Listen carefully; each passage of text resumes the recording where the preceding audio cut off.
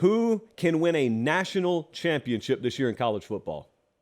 Well, first off, I gave you an easy out because I gave you the option. I was at 5-6. Greg was at like 12, 13. And I just asked you, which one would you lean more closer to? And you're pretty emphatic. Like, no, I would be much closer to what McElroy is this year. I think Georgia can win a national championship. I think Michigan can win a national championship. I am teetering on Ohio State. And it frustrates me a lot of years because most people just throw that in. Like, oh, Ohio State can win a national title. I do. I'm really? one of them, yeah. It was like 2 years ago when everybody said, "Oh, that's top three team in the nation." Why? Tell me why. It's not that I'm down on them. It's just that I've seen what they are when they win a national title, and I kind of don't think that they're that going into this year. Quarterback's obviously a massive concern. You lose your two best offensive linemen. Corner and defensive line have not been the same the last couple of years, and I just don't expect that to all of a sudden, be back to what it was prior to that. Now, if they're running backs, if Travion Henderson's healthy the entire year, then I will probably give them a much better chance. But as we pointed out with guys like Devin Leary a little bit earlier, some guys have not been available for their entire career. So I don't know if that's one that, like you said, if my life came down to it right now, we had to throw the names out, if I would actually include or not.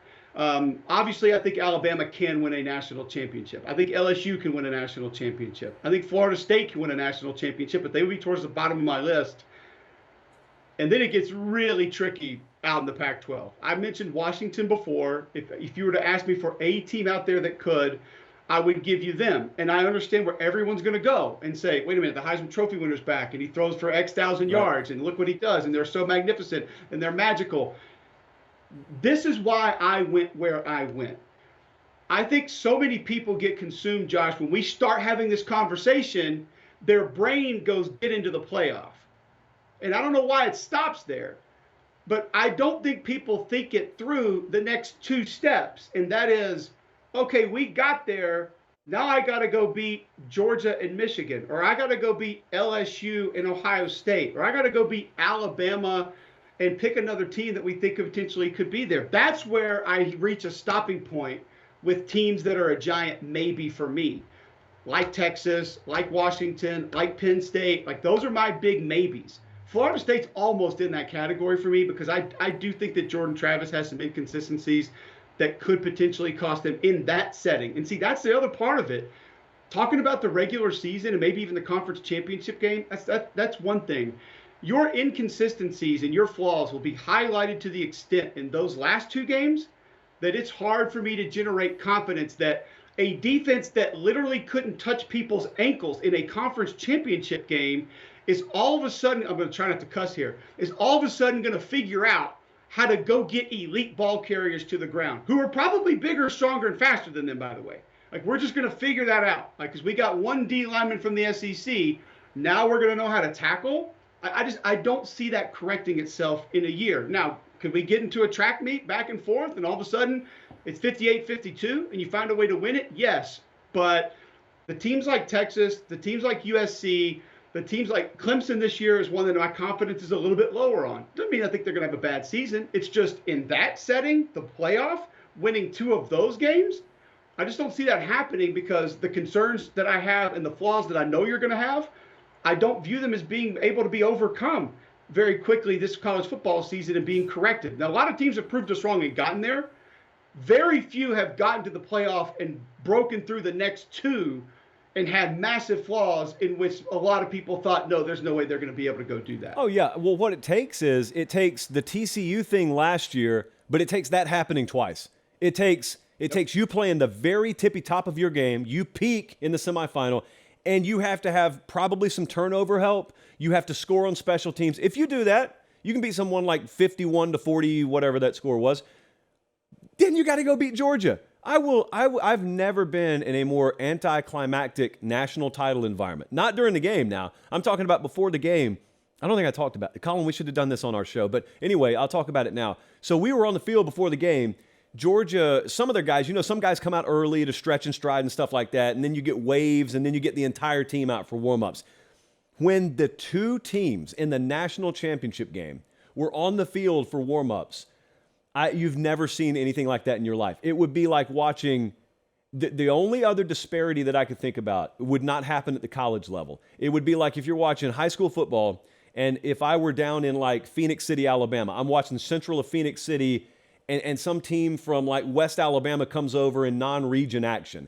And there you look at the size of the kids on different sides of the field and you're saying, wow, like mismatched city. But we were in a national championship game that day. So point remains there with TCU, but I think that's just a roster thing. I mean, people can understand that. Go back to Michigan for a second. Michigan's gotten themselves in that situation twice.